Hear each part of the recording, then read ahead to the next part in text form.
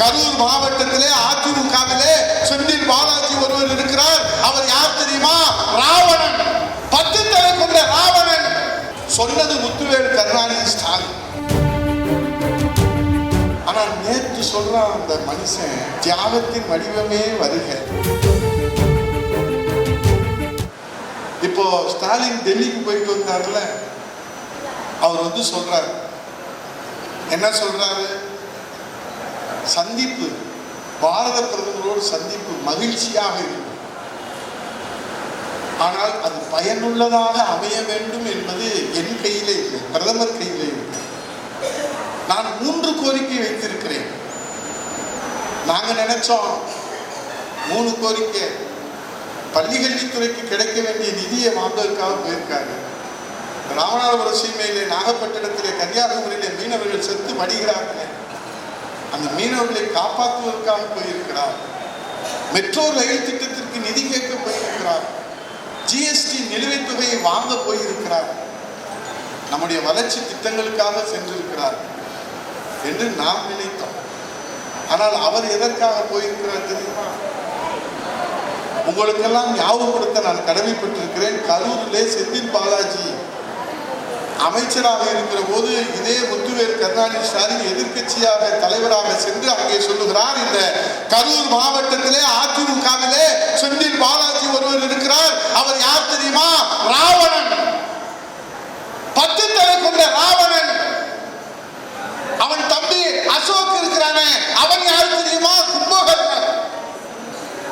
அவனெல்லாம் அசுரர்கள். சொன்னது முத்துவேல் கருணாநிதி ஸ்டாலின். ஆனா நேற்று சொல்றான் அந்த மனுஷன், தியாகத்தின் வடிவமே வருக. இந்த தியாகின்ற பட்டத்துக்கே ஒரு சொல்லவே வாய்ப்பு. யாரா தியாகி? இந்த நாட்டில் யார் தியாகி?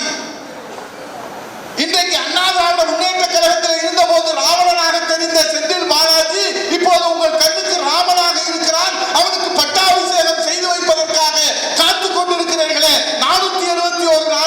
இதை விட ஒரு கேவலம் திமுக வரலாற்றில் ஏற்பட்டது. நான் தூக்கி எரிஞ்சதுதான் நீ தாங்கிட்டு இருக்கிறேன். என்னமோ செந்தில் பாலாஜினா அவரை எல்லாம் நாங்கள் ஒன்னா மாணவர்கள் பயணித்தோம், அந்த உரிமையோடு பேசுகிறோம். செந்தில் பாலாஜி விட்டா திமுக காப்பாற்றுறதுக்கு நாதியே இல்லைன்ற அளவுல திமுக படி கேவலமா போயிருக்கு சொன்னார். சட்டமன்றத்தில் அதில் பதிவில் இருக்கிறது, அம்மா தாயே தெய்வமே, நீங்கள் இந்த தமிழ்நாட்டிலே அவதரிக்கவில்லை என்று சொன்னால், பிறக்கவில்லை என்று சொன்னால், இந்த கருணாநிதி குடும்பம் கொள்ளை கூடாரம் தமிழ்நாட்டை சூறையாடி இருப்பார்கள், கொள்ளையடித்து சென்றிருப்பார்கள்.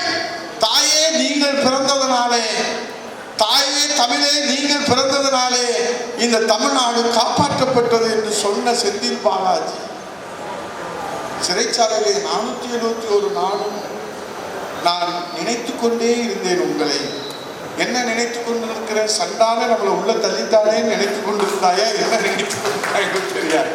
அது ஆண்டவனுக்கே வெளிச்சம். 2 நாளா தமிழ்நாட்டில் அல்லோலப்படுகிறது.